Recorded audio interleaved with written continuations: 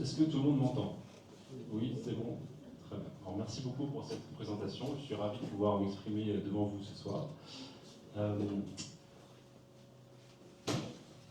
Dieu ne transforme pas les arbres en vaches. Cette phrase étonnante fut prononcée par un maître en philosophie de Chartres, dont vous voyez une représentation ici, un maître du milieu du XIIe siècle, dans un ouvrage intitulé De Philosophia Mundi, ce qui signifie de la philosophie du monde. Chartres, en effet, au XIIe siècle, en plus d'être un chantier d'une des plus belles cathédrales qui soit, était un très haut lieu de culture et de savoir. Guillaume de Conches, donc, était un de ces maîtres qu'on venait écouter avec beaucoup d'attention. D'ailleurs, on le voit ici, il a le geste de l'enseignement. Quand on veut représenter un maître qui enseigne, on le représente toujours faisant ce geste-là. On le voit, il a une tonsure, donc c'est un clerc, donc un homme d'église. Le savoir et la foi étaient intimement liés à cette époque. Mais donc cet homme, Guillaume de Conches, nous dit que Dieu ne transforme pas les arbres en vaches. Alors qu'est-ce qu'il veut dire par là? Eh bien en fait, en disant cela, il réfléchissait sur ce qu'on appelle communément des miracles. Et il essayait de réfléchir sur ce que sont les miracles. Or, on pourrait croire, nous, de notre point de vue de moderne, forgé par la révolution scientifique, héritier, a priori, de la raison des Lumières, que le Moyen-Âge, un âge de foi, voyait des miracles partout. Or, nous le rappelle maître Guillaume, un miracle, ce n'est pas tout et n'importe quoi. Il s'agit d'un phénomène rare, exceptionnel, prodigieux et inexplicable par des lois naturelles. Mais si ce phénomène est inexplicable par des lois naturelles, c'est qu'il y a des lois naturelles. Et ça, on en avait conscience dès le XIIe siècle. Et donc, je vais commencer par vous raconter deux histoires, deux miracles, qui nous viennent de deux récits du Quercy, revenons dans le Lot, du Moyen-Âge, le premier en latin et le second en occitan. Donc, je vous rassure, je vais vous en présenter une traduction en français. Alors, le premier récit se déroule vers 1170, dans la seconde moitié du XIIe siècle. Un certain Guillaume, alors je vous préviens, c'est un hasard, mais quasiment tous les personnages dont je vais parler ce soir s'appellent Guillaume. Il n'y a aucune...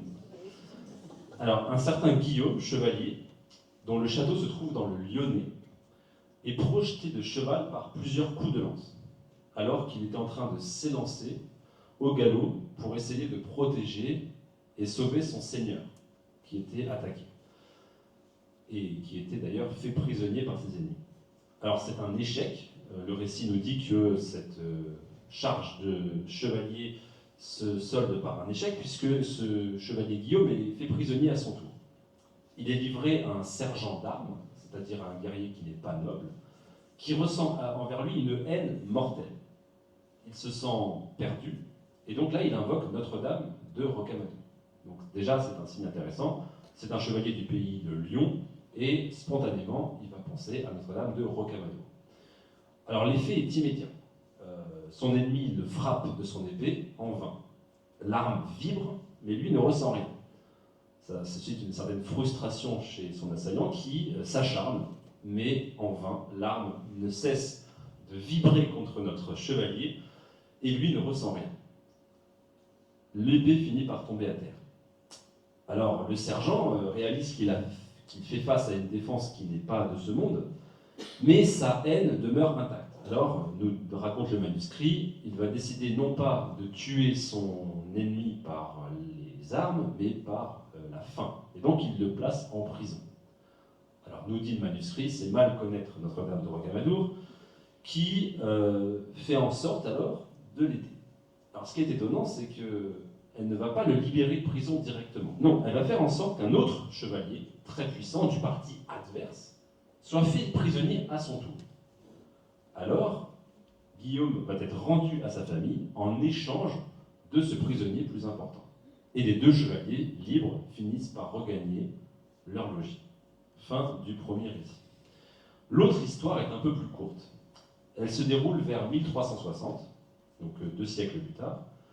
Un château du Quercy, malheureusement il n'est pas dit lequel, était vendu aux Anglais et devait être pris le soir de la Saint-Jean.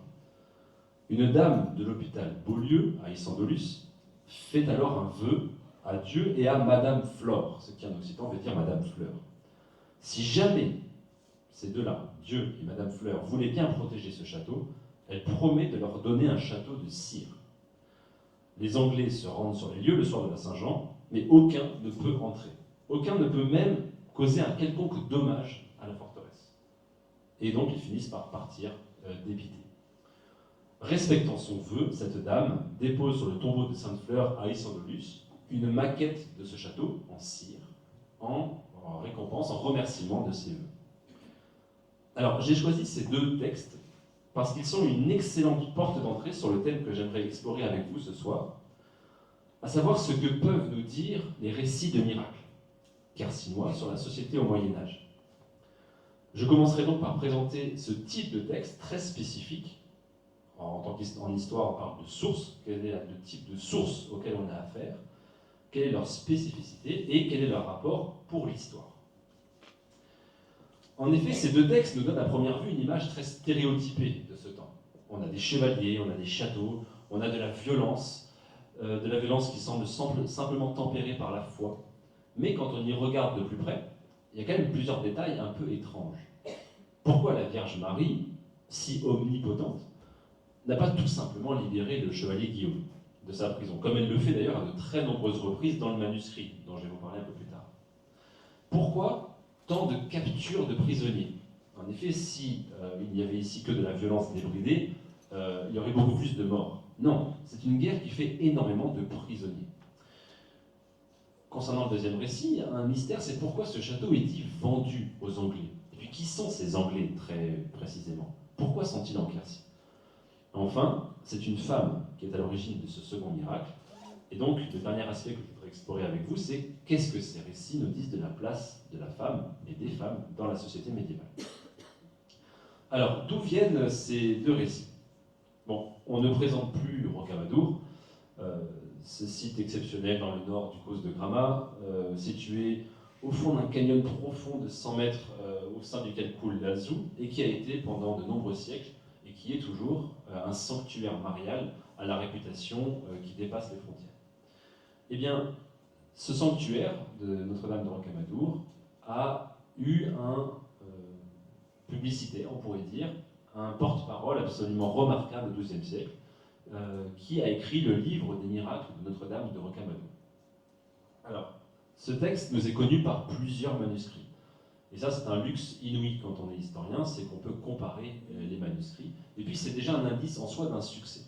Le fait que nous disposions de plusieurs manuscrits au XXIe siècle montre qu'il y en avait des dizaines, des centaines au Moyen-Âge. C'est un véritable best-seller. Les hommes du Moyen-Âge étaient très friands de ces récits de miracles, car ils donnaient une vision de la foi un peu plus libre, un peu plus vivante que des sermons plus classiques, et qui donnaient raison de croire et qui donnaient une motivation de se rendre dans les sanctuaires. Bref, ce livre des miracles de Notre-Dame de Rocamadour est extrêmement connu. Vous pouvez y avoir accès puisque nous disposons, dans ce livre édité chez Le Pérégrinateur, d'une magnifique traduction faite au début du XXe siècle par Edmond Albe, qui était un prêtre, un clerc quercinois, et qui en a fait une traduction absolument remarquable. Chaque récit, au sein de ce livre des miracles de Notre-Dame de Rocamadour, est organisé de façon similaire. À chaque fois, l'auteur commence par présenter un individu, un problème insoluble auquel il est confronté, et son appel, bien sûr, à Notre-Dame de Rocamadour. Donc ça peut être des marins perdus en mer, ça peut être des femmes qui sont en train d'accoucher, ça peut être des prisonniers désespérés. À chaque fois, il y a le portrait d'un individu, son problème, et l'appel à Notre-Dame de Rocamadour. Ensuite, il y a l'intervention de Notre-Dame de Rocamadour et le triomphe final avec le miraculé qui se rend au sanctuaire pour rendre grâce et témoigner auprès de tous les pèlerins de ce qui lui est arrivé. Or, cet auteur est hors du commun. Il manie très bien la plume, il cultive l'art du récit et de la mise en scène. Les scènes sont très vivantes, elles frappent l'imagination, et ce talent d'écriture est mis au service d'une glorification du sanctuaire. Le seul reproche qu'on peut lui faire, c'est parfois d'en faire un petit peu trop, mais on peut lui pardonner.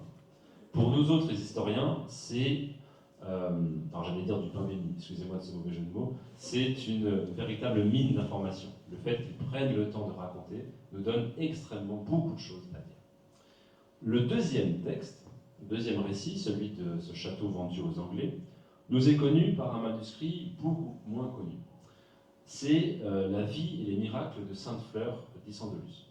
Alors, le fait que nous ayons conscience et connaissance de ce texte au XXIe siècle est en soi un miracle, puisque le manuscrit était unique, contrairement aux dizaines de copies de celui de Rocamadour, et surtout il a disparu. Il a disparu en même temps que toutes les archives de cet hôpital brûlées par les révolutionnaires en 1793.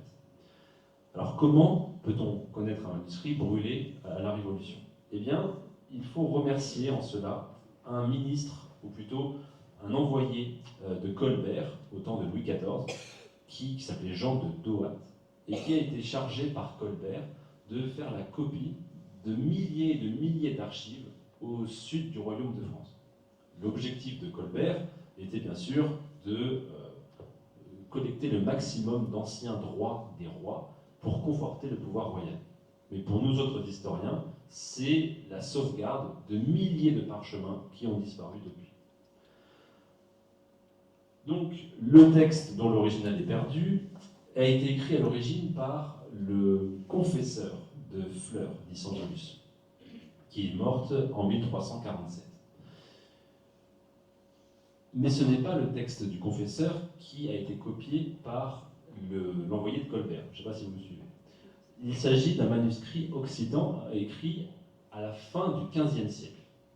C'est-à-dire qu'à la fin du XVe siècle, après la guerre de Cent Ans, un homme qui est inconnu est allé à l'hôpital Beaulieu, à Isandolus, a pris connaissance du témoignage du confesseur de Sainte-Fleur, l'a recopié, et il a rajouté toute une série de miracles qui se sont déroulés entre la mort de Sainte-Fleur en 1347 et son temps, c'est-à-dire 1482.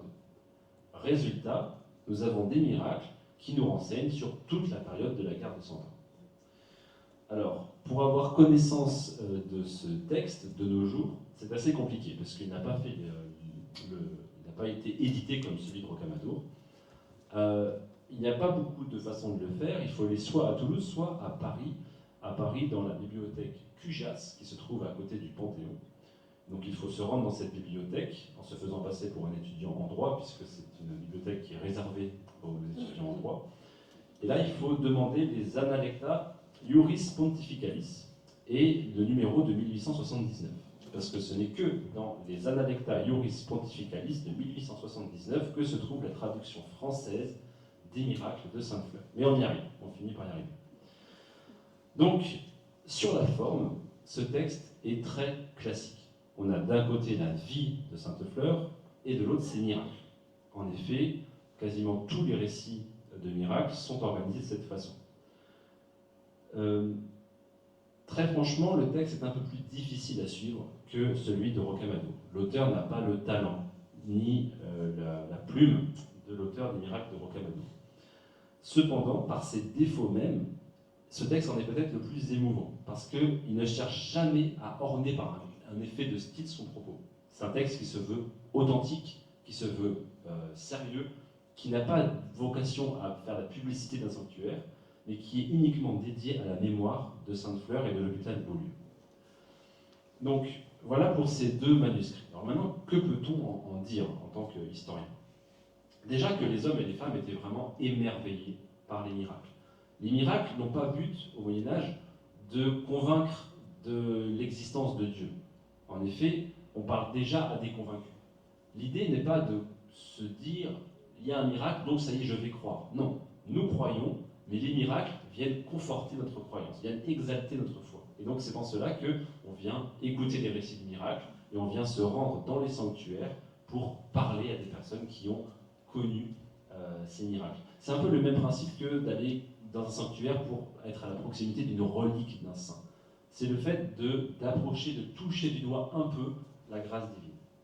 Pour nous autres historiens à 8, 7, 6 siècles de distance, ces textes sont une porte d'entrée privilégiée pour explorer le Moyen-Âge sur un plan particulier, c'est-à-dire sur le plan des représentations.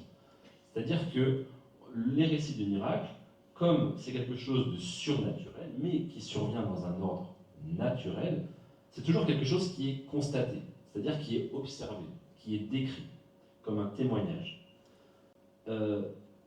Pour les auteurs de cette époque-là, il y a donc une exigence de vérité. Il faut raconter avec précision ce qui s'est passé, parce que si jamais on raconte n'importe quoi, eh bien, on peut dire, ça enlève un peu de la valeur à votre récit. Si jamais on se rend compte la semaine d'après que le miracle que vous avez raconté est un canular, eh bien, ça la fout mal, excusez-moi l'expression, pour la réputation du sanctuaire. Donc, l'auteur du récit des miracles de Notre-Dame de Rocamadour est très vigilant sur la véracité, alors au nom bien sûr de sa croyance, de ce qu'il raconte. Et donc, comme il y a une exigence de véracité, il y a beaucoup de détails. Et donc, qui dit beaucoup de détails, nous dit beaucoup de renseignements à nous mettre sous la main, à nous mettre sous la dent pour comprendre cette époque-là. Pour nous, bien sûr, il ne s'agit pas d'évaluer la véracité des miracles. Ça n'aurait aucun intérêt. Nous, ce qui nous intéresse, c'est de voir ce que ces miracles nous disent de la vie quotidienne, des dangers, des rêves, des craintes, des joies des hommes du Moyen-Âge.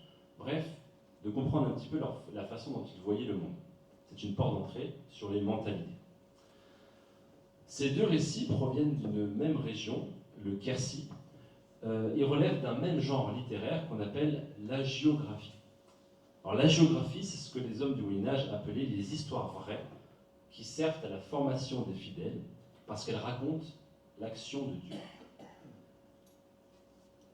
Ces textes ont pour but d'exalter le souvenir, le pouvoir d'un saint, et donc ils constituent une matière littéraire très abondante.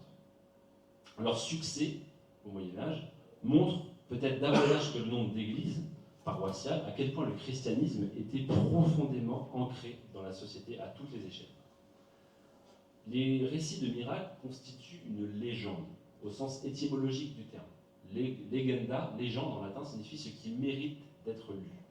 Et donc, il y a des récits qui sont perpétués à travers les âges, puisque pour les hommes du Moyen-Âge, c'est ce qui témoignait le mieux de l'action de Dieu. Alors, dans un premier temps, au début du Moyen-Âge, ce sont les actions et les vies des saints qui sont mises en avant. Mais à partir du XIIe siècle, il y a une star qui supplante tout le monde, c'est la Vierge Marie.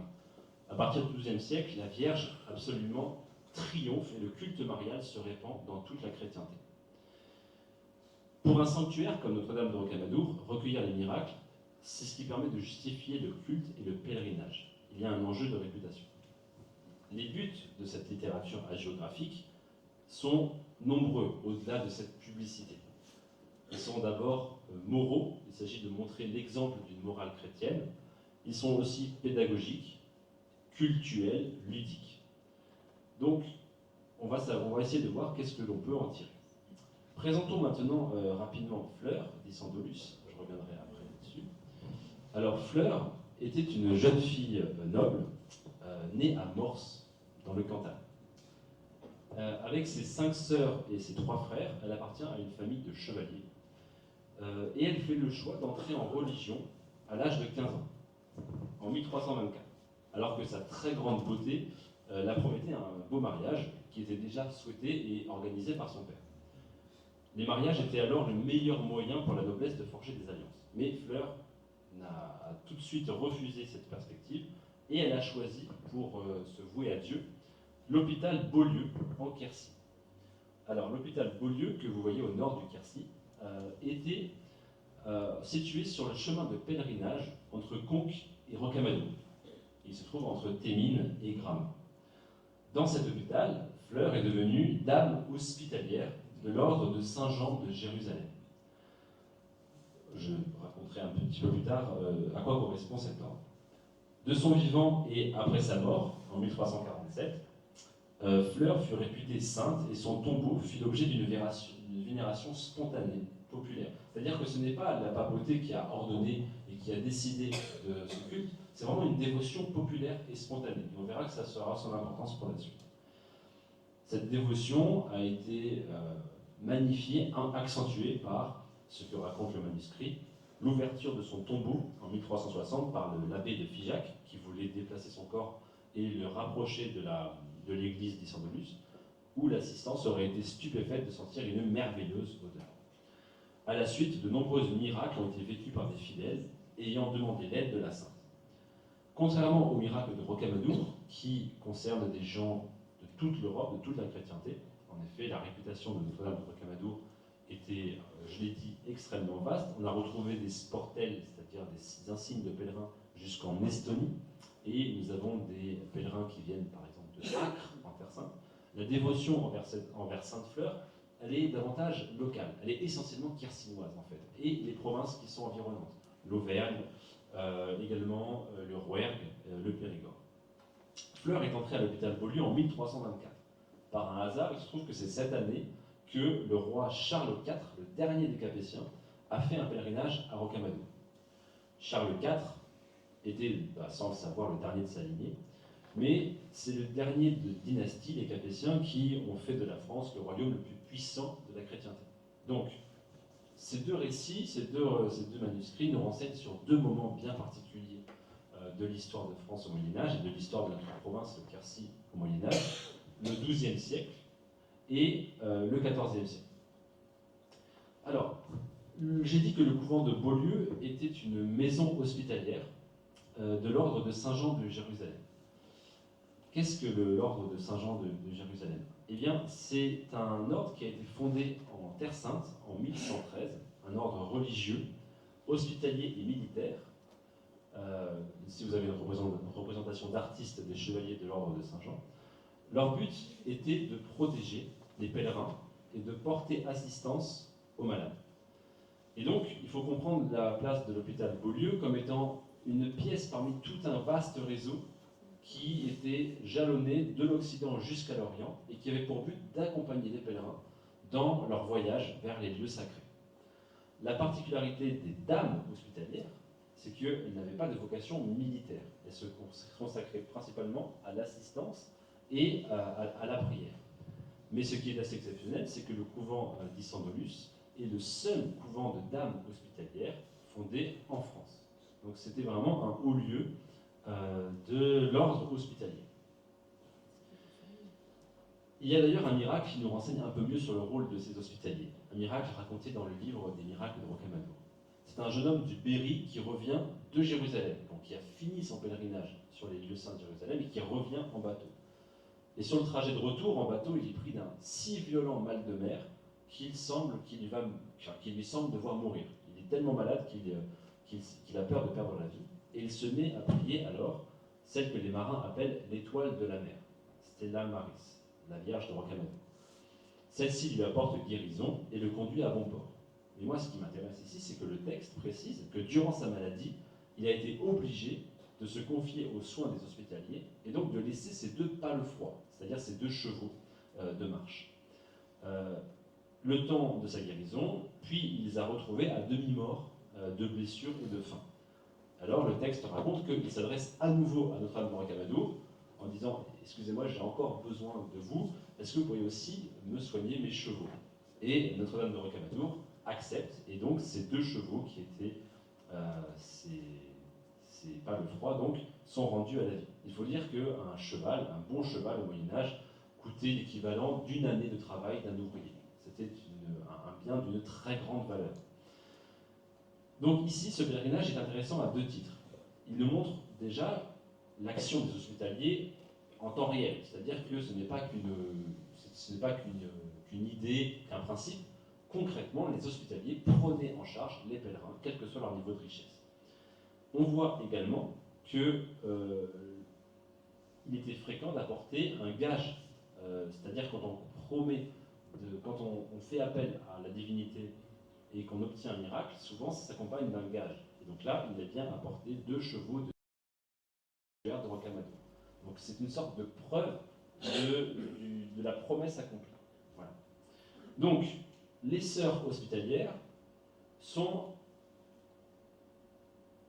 contrairement à leurs équivalents masculins, un ordre qui est non militaire, bien qu'elles soient toutes filles ou sœurs de chevaliers. En effet, je ne l'ai pas précisé, mais pour devenir dame hospitalière de l'ordre de Saint-Jean de Jérusalem, il fallait impérativement être noble, et ce jusqu'à la génération de vos grands-parents. C'était très exigeant comme contrainte d'entrée. On les reconnaît à leur robe rouge, leur manteau noir orné de la croix blanche de Malte, avec une guimpe blanche, c'est-à-dire un voile blanc sur la tête avec un voile noir par-dessus. La particularité des dames hospitalières, contrairement à d'autres religieuses, c'est qu'elles ne sont pas cloîtrées.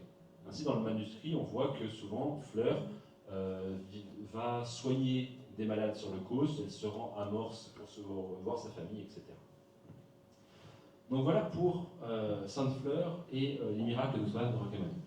Je voudrais qu'on revienne un petit peu sur l'image que le tout premier récit que je vous ai raconté nous donne de la guerre au Moyen-Âge. En effet, il a été écrit, ce miracle du chevalier Guillaume, en 1170. 1170, c'est, on pourrait dire, l'apogée de la chevalerie. Alors qu'est-ce que la chevalerie? Eh bien, partout dans le royaume, des jeunes nobles, étant prêts à passer à l'âge adulte, recevaient l'épée de leur seigneur, leur suzerain, dans une cérémonie que l'on appelle l'adoubement.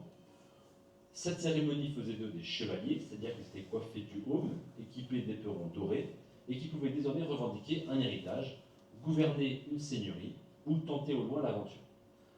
Dans les récits des troubadours, cette pratique de l'aventure et de la chevalerie se magnifie en romans, que vous connaissez avec les romans de la table ronde. Mais dans la vie réelle, c'était une pratique extrêmement courante. C'est-à-dire qu'il y a bien un idéal du chevalier preux, sans reproche, etc., qui magnifie, qui sublime une réalité sociale bien réelle. C'est-à-dire que quand on voit des récits qui nous montrent des tours, des murailles, des épées, des lances, des chevaliers, tout cet attirail n'est pas là que pour le spectacle. Certes, les jeunes chevaliers se passionnent pour le tournoi, ces grandes foires où l'on jouait à faire la guerre, mais les châteaux n'ont pas qu'un rôle symbolique de manifestation d'un pouvoir. La guerre, la vraie, est bien une réalité quotidienne. Alors contre qui se bat-on quand on est un chevalier? Eh bien, on se bat pour revendiquer une terre perdue, on se bat pour aider son suzerain, c'était le cas de notre chevalier Guillaume, qui était obligé de galoper au secours de son suzerain qui était fait prisonnier. On se bat pour venger son honneur. On se bat également à l'appel du roi de France, et on se bat également pour Dieu en croix. Il y a donc une forme d'exigence sociale du comportement guerrier. Par exemple, dans un des miracles de Notre-Dame de Rocamadour, il y a un chevalier qui a fait une bêtise, qui se repent, et qui a tellement peur de retomber dans la faute qu'il se comporte plus comme un moine que comme un chevalier. Et son beau-père le lui reproche. Il lui dit « Tant que vous porterez les armes, vous devez faire comme tous les chevaliers ». Cette phrase est très intéressante. « Tant que vous porterez les armes, vous devez faire comme tous les chevaliers ». Ça veut dire qu'il y a vraiment une exigence. On ne peut pas se permettre d'être un chevalier et de passer son temps à cultiver ses fleurs. On a vraiment une exigence de vie virile, entre guillemets.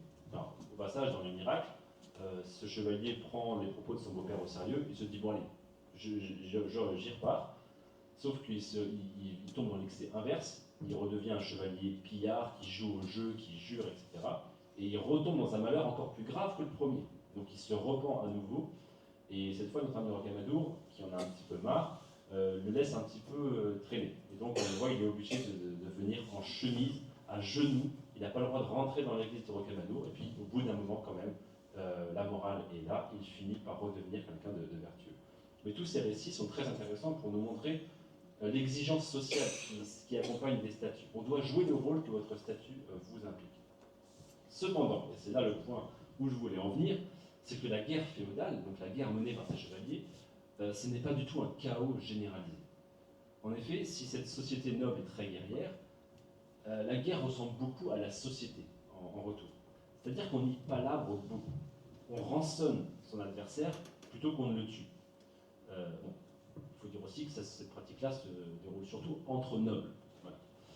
Mais quand même, dans ce monde de château, la défense est tellement avantagée par rapport à l'attaque que lorsque l'on attaque, lorsqu'on assiège un château, on tergiverse, on ruse, on négocie. Et ça se retrouve partout en Occident. Et donc, de fait, le résultat, c'est qu'à l'échelle du royaume, avec ce réseau de châteaux que l'on trouve dans toutes les collines, eh bien, paradoxalement, alors que la guerre semble omniprésente, tout semble plutôt calme en fait, tout semble plutôt équilibré. Le système fait en sorte que si un noble a trop de chance, il arrive à étendre un peu trop son pouvoir, tous les autres se liguent contre lui pour le ramener à sa place. C'est une société qui se trouve son équilibre dans cette dynamique de la guerre. Alors moi, ce qui m'intéresse, c'est que cette pratique-là, pour la comprendre, on peut aussi faire le lien avec le jeu d'échecs. Le jeu d'échecs qui était né en Orient, et qui est parvenu au Moyen-Âge, triomphe alors dans tout l'Occident. D'ailleurs, dans le château de Comarque en Périgord, on a retrouvé des pièces de jeux d'échecs. On jouait beaucoup aux échecs. Il faut dire que les chevaliers, ils aiment beaucoup se battre, mais entre novembre et février, c'est compliqué. Pour faire galoper les chevaux dans les terres humides, il ne fait pas beau, etc. Bref, les mois d'hiver sont longs pour la noblesse. Elle ne travaille pas, et donc on occupe son temps oisif à jouer, et notamment à jouer aux échecs. Or, si je vous parle des échecs, c'est que les règles du jeu d'échecs au Moyen-Âge étaient légèrement différentes des règles du jeu moderne. Par exemple, la dame était beaucoup moins puissante qu'elle ne l'est maintenant. Le roi pouvait un peu plus se bouger. Et la tour était un petit peu moins puissante également. Tout cela fait que une partie d'échecs au Moyen-Âge ressemblait beaucoup plus à une série de combats singuliers qu'à une longue stratégie implacable. Et on y préférait de loin le beau jeu, le coup d'éclat, que la victoire finale. D'ailleurs, une fois que le roi était mat, souvent on refaisait une partie, parce que ce n'était pas la victoire qui était intéressante, c'était vraiment le duel, le beau jeu. Eh bien, ça nous donne un peu une idée de ce que c'était que la guerre au Moyen-Âge. Ça reflète la façon de faire la guerre. Cependant, cette routine chevaleresque de la guerre féodale est en train de changer. Comme vous le voyez sur la carte, toute la partie rouge était aux mains d'un seul grand seigneur qui commençait à accumuler titres, terres et honneurs. Ce seigneur, c'est Henri Plantagenet. Alors, Henri Plantagenet était le fils du comte d'Anjou et le fils du roi d'Angleterre. Et non content de récupérer donc l'Anjou et l'Angleterre, il a récupéré l'épouse répudiée par le roi de France, Aliénor d'Aquitaine, qui lui a confié en dot l'Aquitaine. Donc, pour un noble du Moyen-Âge, il a tout ce dont il peut rêver. Il est roi, il est seigneur, il a la moitié de l'Occident quasiment en lui. Et donc je vous ai expliqué que quand un seigneur avait trop de pouvoir, eh bien, il y avait une sorte de mécanisme de contre-pouvoir qui se mettait en place. Sauf qu'Henri Plantagenet, il va trop loin. Il est tellement fort que ce système ne marche pas. Et donc, la guerre va progressivement changer d'échelle, puisque son adversaire, le roi de France, eh bien, ça va être pour lui un défi fondamental. Et donc, il y a une grande guerre qui commence à se mettre en place. Certains parlent de la première guerre de 100 ans, c'est pas tout à fait juste, mais en tout cas, il y a une très grande rivalité qui s'installe entre Henri Plantagenet et puis son fils Richard Cœur de Lion et les rois de France, notamment Philippe Auguste. Et le Quercy se trouve à la frontière du comté de Toulouse et du duché d'Aquitaine. Donc pour cette raison-là, le Quercy, à partir de 1170, va être aux premières loges des rivalités entre les grands princes de ce monde.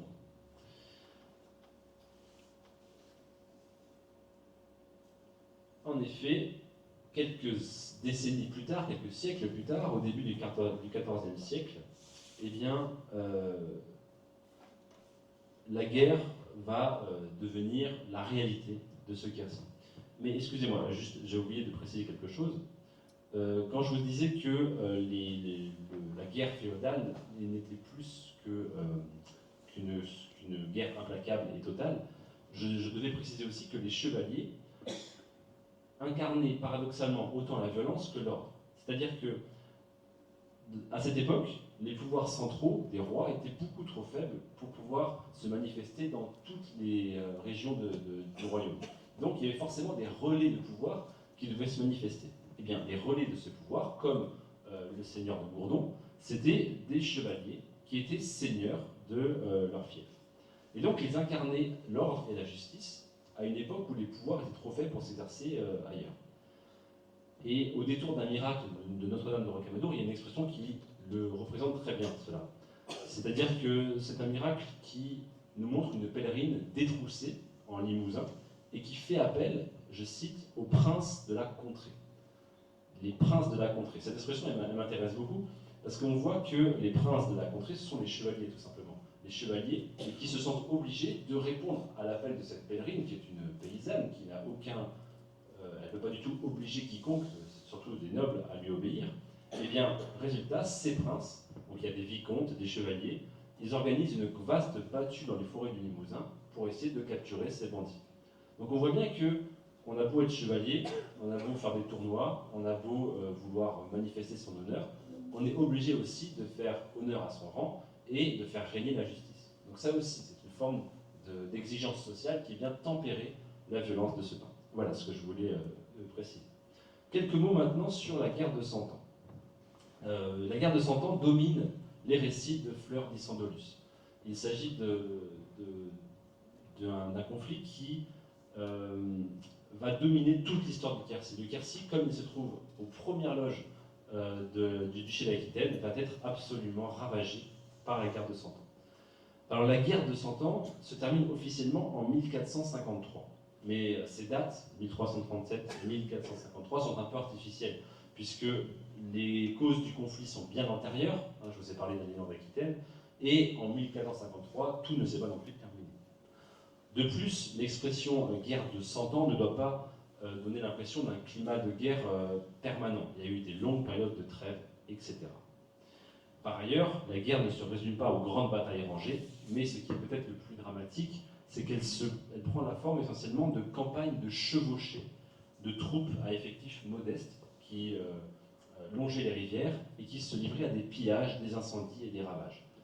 À Gourdon, les registres des consuls l'indiquent bien, on a dû organiser à l'année des campagnes de guet nocturnes, et c'est-à-dire qu'il y avait une vigilance permanente pour surveiller l'arrivée de ces compagnies anglaises, ou plutôt faudrait-on dire des compagnies anglo-gasconnes, puisque le duché de Guyenne, donc d'Aquitaine, et la Gascogne étant aux mains des Anglais, la plupart des troupes qui venaient piller le Quercy étaient composées de Gascons plus que d'Anglais. Mais ce qui est intéressant, c'est que le récit de Sainte-Fleur ne parle que d'anglais. Le terme d'anglais symbolise l'ennemi. Gourdon, de fait, par cette vigilance permanente, n'a jamais été prise. Donc la ville de Gourdon a pu survivre à cette guerre de 100 ans, mais à quel prix? Avec un ravage de ses campagnes. Donc c'est vraiment dans ce contexte de guerre larvée, de menaces permanentes qu'il faut comprendre les récits de Sainte-Fleur. Les châteaux sont très présents dans les miracles de Sainte-Fleur. Pourquoi? Puisque comme les troupes anglo-gasconnes pillent les campagnes, c'est les châteaux, les murailles des villes, qui sont le dernier relais de protection pour les populations. Donc le contrôle des châteaux est absolument un rôle vital pour les populations. Et quand un château est pris, c'est terrible, parce que les ennemis peuvent s'y installer, on ne peut pas les déloger, et donc c'est un relais pour eux, pour les pillages. Ça a été le cas du château de Nadaillac, près de Gourdon, qui a été longtemps pris par les troupes anglo-gasconnes, et qui a semé la terreur dans la région du Gourdonnais pendant de nombreuses années. Donc voici ce qui explique pourquoi Sainte-Fleur et les miracles de Sainte-Fleur protègent beaucoup les châteaux. Mais, souvenez-vous, dans le second récit que je vous ai raconté au début de cette conférence, il y avait une question de vendre un château aux Anglais. Pourquoi ce château est dit vendu aux Anglais? C'est bizarre, il y a une forme de traîtrise dans l'air là. Eh bien en fait, il faut rattacher ça du contexte dans lequel il était écrit, c'est-à-dire 1360. 1360, c'est un désastre total pour les Français. Ils ont subi deux grandes défaites dans des batailles, à Crécy et à Poitiers, et le roi de France est fait prisonnier. Donc tout va mal. Jean II le Bon, donc, est fait prisonnier. Et il est obligé de signer la paix de Brétigny-sur-Orge, qui donne l'entière souveraineté de la Guyenne, donc de l'Aquitaine, aux Anglais. Donc, donc il faut imaginer, là, la carte représente la situation au début de la guerre de 100 ans, mais la Guyenne, il faut étendre la partie rouge jusqu'au Quercy. C'est vraiment tout le quart sud-ouest de la France qui était entièrement aux mains des Anglais, dont le Quercy. Et donc, il y a une archive très intéressante à Gourdon, qui voit un capitaine anglais qui s'appelle John Chandos venir réclamer les clés de la ville de Gourdon. Et pendant un temps, de façon non guerrière, Gourdon était contrôlé par les Anglais. Ça a duré une dizaine d'années que le Quercy soit vraiment anglais. Après, avec la période de Duguay-Clin, ça a changé. Mais du coup, cette histoire de château vendu aux Anglais, ça pourrait être, à mon sens, un château qui devait être rendu aux Anglais en vertu de ce traité de paix, qui livrait les clés du Quercy aux Anglais. Donc c'est intéressant de voir que Sainte-Fleur, elle prend un peu parti dans la guerre, c'est-à-dire qu'elle ne veut pas. Le château restera quercinois et ne sera pas rendu aux Anglais. Donc ce qui est intéressant, c'est que les miracles de Sainte-Fleur transmettent la mémoire d'une profonde hostilité envers les Anglais et d'une forme de résistance à ce pouvoir. On a une dévotion populaire, je l'ai dit, qui démontre surtout un sentiment d'attachement à l'indépendance du Quercy. Mais voilà, à terme, les conséquences de la présence des compagnies anglo-gasconnes ont été désastreuses pour le Quercy. Villages, châteaux, églises, cultures ont été durablement touchés par la crise économique. Voilà ce que je voulais dire pour la guerre. Je terminerai cette conférence, si vous le voulez bien, par la vision de la femme. En effet, j'ai choisi ces deux thèmes, la guerre et les femmes, parce que ce sont souvent deux thèmes sur lesquels on a beaucoup de préjugés de notre point de vue moderne sur cette époque du Moyen-Âge. En effet, déjà en soi, ces textes en l'honneur de Marie et de Fleurs sont une exaltation inouïe d'une figure féminine. On n'imagine pas, dans l'Antiquité romaine, autant de vénération d'une figure féminine, hormis des figures quasiment allégoriques qui étaient des divinités. Donc ça donne à réfléchir sur la place de la femme dans la société. Je vais pour cela reprendre un récit de miracle, puisque c'est vraiment ma source principale pour cette conférence, et c'est un récit qui est absolument unique, même dans toute la littérature hagiographie. Dans ce récit, donc, nous avons un chevalier qui est en train de discuter et de plaisanter avec sa femme, qu'il aimait tendrement, nous insiste l'auteur du manuscrit. À un moment de leur discussion, l'épouse demande à son mari s'il respecte vraiment la foi conjugale et s'il n'en préfère pas une autre. Le chevalier, qui était d'humeur taquine, lui déclare « Pensez-vous que je ne me contente que de vous ?» Son épouse lui répond que s'il disait la vérité, elle préférerait s'enfoncer un couteau dans le ventre. Il se trouve qu'elle était enceinte de plusieurs mois. Et là, le chevalier continue sa plaisanterie, alors qu'il était parfaitement fidèle. Son épouse désespérée, incapable, nous dit l'auteur, de supporter un tel affront, commet l'irréparable et se plante un couteau dans le ventre. Alors là, le chevalier est accablé, évidemment, il s'arrache les cheveux. Lui qui était au comble de la félicité, s'arrache les cheveux de désespoir, se voyant privé d'un coup et de sa femme et de son enfant à naître. Alors, nous dit le manuscrit, il s'adresse au dernier recours possible à sa dame. Alors, c'est domina en latin, donc c'est intéressant parce que dominus, domina, c'était le vocabulaire que l'on emploie pour s'adresser à son suzerain. Donc, il considère que la Notre-Dame de Rocamadour est sa suzeraine, en quelque sorte. Donc, sa dame, il lui demande de la prendre à témoin à la fois de sa fidélité et de sa culpabilité. Il dit que ce n'est pas la faute de son épouse, c'est de la sienne. Si cet acte a été commis. Alors ça c'est intéressant parce que le suicide était extrêmement réprouvé au Moyen-Âge et c'était un péché mortel. Et donc là il insiste, il a très très peur non seulement de perdre sa femme mais également qu'elle soit en état de péché mortel et donc qu'elle soit privée du salut. Alors je me permets de citer le texte dans sa traduction en français. Le chevalier lui dit alors cette très belle phrase « Je ne puis pas vivre puisque la meilleure partie de moi-même ne vit plus ». Alors sa prière dite, il retire lui-même le couteau, et là nous dit le manuscrit, celle que les remèdes des médecins n'auraient pu guérir est rendue à son ancienne santé. Alors ce passage, il est vraiment exceptionnel. En effet, les textes sont très rares au Moyen-Âge qui nous renseignent sur les relations amoureuses en fait. La plupart du temps, ce sont des poèmes courtois, mais c'est une relation très stéréotypée. Alors vous allez me dire, là c'est également une mise en scène, certes, mais ça nous montre quand même, tout simplement, qu'il y a une place pour un amour sincère et réciproque, même dans la noblesse, où, je l'ai dit, les politiques matrimoniales, les échanges et les mariages étaient avant tout une affaire très politique. Là, on voit qu'il y a une place pour de l'amour sincère et réciproque. Mais surtout, ce qui m'intéresse, c'est que dans une époque que l'on imagine très souvent marquée par une profonde misogynie, on voit, sans être idéaliste non plus, l'expression d'un profond respect de la personne féminine, de l'épouse, qui est dite la meilleure partie de l'époux, dans cette très belle phrase. Alors faut-il en conclure que tous les chevaliers étaient courtois et toutes les femmes honorées? Malheureusement, non. Mais ce que les récits des miracles nous enseignent, c'est que la vertu, comme le vice, se trouvait, et on en avait conscience au Moyen-Âge, à tous les niveaux de la société. Et ça dépendait d'aucun rang. On trouve des chevaliers pillards, mais des chevaliers charitables. On trouve des religieux exemplaires, mais des prêtres absolument infâmes. C'est-à-dire que le Moyen-Âge était très conscient de la réalité humaine et n'avait pas la naïveté de croire qu'un titre faisait de vous quelqu'un de bien.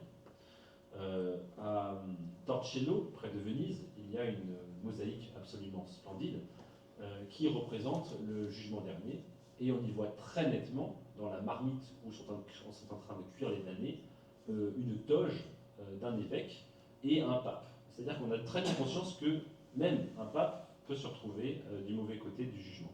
Ça, c'est une chose intéressante. Et donc, de la même façon, une femme, au Moyen-Âge, eh bien, n'avait pas du tout, contrairement à ce qu'on pourrait croire, la tâche du péché d'Ève et n'était pas du tout méprisé pour cela. Et les miracles de Sainte Fleur nous encouragent dans cette vision-là. C'est-à-dire que les miracles de Sainte Fleur, je vous l'ai dit, c'est une dévotion très quercinoise, populaire. La majorité de ces miracles impliquent des femmes. Donc c'est non seulement une dévotion populaire, mais une dévotion féminine. Et cette dévotion concerne autant les femmes pauvres de Gramat que la fille même du seigneur de Gourdon, qui était tellement malade qu'elle a fait appel à Sainte Fleur et qui a été guérie. Alors, qui sont ces dames qui font appel à Sainte Fleur? Par exemple, on a une dame de Cornac, ce village près de Biars et d'Autoire, que vous connaissez peut-être, qui était, dit le manuscrit, en travail d'enfant. C'est-à-dire qu'elle était en train d'accoucher et elle était en train d'y perdre la vie. Et une femme du village l'a vouée à Dieu et à Madame Fleur. Et ça se trouve très souvent, c'est-à-dire qu'on peut très bien obtenir un miracle si ce n'est pas nous qui demandons. Donc souvent, on demande pour quelqu'un. Ailleurs dans le manuscrit, c'est une femme du Causse qui est également en train d'accoucher depuis 7 jours, désespérée, et qui demande à Sainte Fleur de la libérer de cette si grande souffrance. Autre exemple, une femme d'Albiac, qui elle était en train d'accoucher depuis 9 jours, et qui grâce à l'intercession de la Sainte put enfin voir naître son enfant. Donc tous ces récits sont passionnants parce qu'ils nous montrent l'incroyable défi que constituait la mise au monde des enfants au Moyen-Âge. Et la probabilité extrêmement forte d'y rester. Le manuscrit le dit très clairement. Une jeune femme, aussi en parfaite santé soit-elle, dès qu'elle est enceinte, alors je ne sais plus exactement quelle est l'expression, mais elle dialogue avec la mort. Voilà, je crois que c'est quelque chose comme ça. Il y a une chance sur deux d'y passer. Je dirais pas une chance sur deux, mais la mortalité infantile était bien sûr extrêmement forte. Et donc Sainte Fleur, elle est sollicitée à de très nombreuses reprises pour ces femmes en train d'accoucher. On a aussi une belle histoire d'une dame du Lot qui, elle, était désespérée de ne pas pouvoir avoir d'enfant et qui a promis d'offrir à Sainte Fleur l'image d'un enfant en cire. Alors la cire était quelque chose de très précieux, ça coûtait cher, si jamais elle était enceinte. Et au bout d'un an, nous dit le texte, elle eut un enfant, je cite, beau et parfait. Donc il y a des belles histoires. Et donc je terminerai par là, ce récit pointe du doigt ce qui est un autre aspect intéressant. Qu'est-ce qui fonde la réussite et le bonheur? Est-ce que réussir et être heureux, c'est la même chose au Moyen-Âge que dans l'Antiquité ou au Moyen-Âge que de nos jours? Alors j'ai essayé de mener mon enquête, et indépendamment du niveau de richesse, il y a quelque chose qui revient à chaque fois dans les récits miracles, c'est que réussir et être heureux, c'est avant tout avoir des enfants en bonne santé. Ainsi, nous avons un récit qui nous présente un certain Bernard de l'hôpital d'Aubrac, un paysan, qui fait vivre sa famille à partir du travail de sa terre et de l'élevage de ses bêtes, qui lui fournissent nourriture et vêtements, et qui vivait simplement sur son petit domaine. Ça, ces phrases-là, ça nous montre que c'était le bonheur pour un paysan. Être capable d'être autonome, d'avoir ses bêtes, ses terres, d'avoir une famille et des enfants en bonne santé. Ailleurs, on a une autre image de ce bonheur, un autre paysan qui vit près de Gap, qui dit, je cite, par son labeur et son industrie, parvenait à nourrir et élever sa petite famille, ne faisant tort à personne. Et du côté des chevaliers, c'est la même chose avec un peu plus d'ambition. On a un chevalier de Gascogne qui dit être détenteur de terre, qui lui assure un bon revenu, c'est important, qui était robuste de corps, qui avait une jolie femme, qui venait d'une famille aussi noble que lui, et qui, dit, je cite, aurait pu vivre fort heureux en jouissant des agréments de la terre, s'il avait su observer les commandements du Seigneur. Voilà. C'est-à-dire que dans les manuscrits, il y a quand même cette dimension morale, soyez heureux, mais voilà, il faut quand même vivre dans les commandements de l'Église. C'est-à-dire que ces miracles nous donnent la vision de la société telle qu'elle était rêvée par les hommes d'Église. Donc il y a toujours une forme de dimension morale derrière. Mais on voit quand même, à travers cette dimension morale chrétienne, un idéal de la vie laïque, qu'on soit un homme ou un paysan. Alors je voudrais pour terminer revenir sur la phrase de notre maître de Chartres, Guillaume de Conches. Dire que Dieu ne transforme pas les arbres en vaches, ce n'est pas du tout remettre en question le pouvoir divin. C'est dire que la nature, aux yeux des chrétiens du Moyen-Âge, a été créée par Dieu, mais qu'elle est régie par des lois qui lui sont propres, des lois qui sont explicables et observables. Saint Augustin, un des premiers pères de l'Église, disait d'ailleurs que le tout premier des miracles, c'est la création elle-même. Mais la création, une fois qu'elle est créée, elle se débrouille toute seule. Dieu n'est pas sans cesse en train de faire pousser des fleurs, par exemple. C'est sa création qui a ses lois qui lui sont propres. Et ça, c'est très intéressant, puisque ça nous montre que les hommes du Moyen-Âge avaient conscience de la différence entre l'ordre naturel et l'ordre divin. Les miracles sont à la frontière entre philosophie et théologie. Donc ça nous montre que le Moyen-Âge, cet âge de profonde croyance, n'en est pas moins un âge rationnel. Donc j'ai dit que le livre des miracles de Rocamadour était un véritable best-seller médiéval à travers toute l'Europe, et que l'histoire de Sainte-Fleur était bien moins connue. Ce qui me parle beaucoup, c'est que la version des miracles de Sainte-Fleur a été compilée en 1482, à un âge donc de reconstruction du Quercy. Et ça, c'est important. Les miracles de Sainte-Fleur nous révèlent un Quercy qui a été meurtri, déchiré par la guerre, mais qui symbolise aussi l'espoir et la résilience de toute une population. Au moment où notre auteur les raconte, à la fin du XVe siècle, le Quercy se repeuple, reconstruit ses villages, cultive à nouveau les champs laissés en friche. 5 siècles plus tard, espérons que cet élan bâtisseur continue d'inspirer les défenseurs du patrimoine. Je vous remercie beaucoup.